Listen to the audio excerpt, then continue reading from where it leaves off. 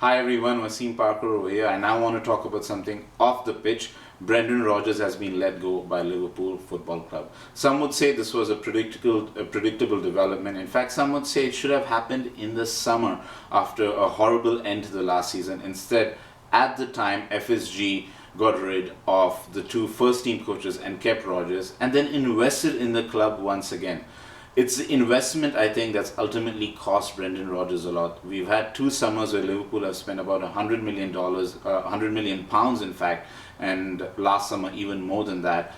But they've signed a lot of average players who at their best are 7 out of 10 players if you were to use a rating scale. And I think this cost Rodgers.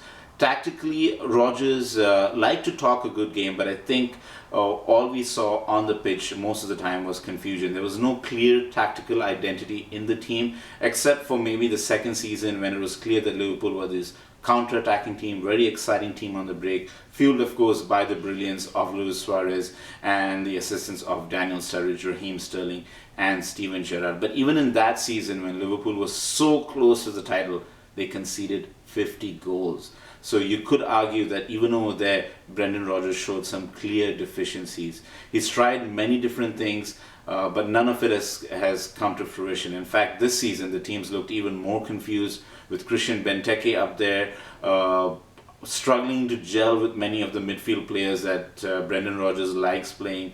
They looked slightly better since Danny Ings and Daniel Sturridge have been playing up front together. At least attacking wise, there's a little bit more fluidity, but a clear identity of the team was not very obvious. And I think that's what got fans frustrated. It wasn't clear how the team was going to score goals. And defensively, they were just a shambles. Even earlier today in the Merseyside derby, they dominated the first half, took the lead. It looked like they were on course for a good win, but then gave away a goal due to a sloppy defensive mistake, which became sort of a trademark under Rodgers. Time will tell whether this is a good decision or not. I guess it depends on who the replacement is. And if the replacement manages to elevate the club, do better than Rodgers, then it's a great decision. If not, it could be a decision that could have many setbacks for Liverpool. So let's see how this pans out. We'll get to see Liverpool and their new manager after the international break.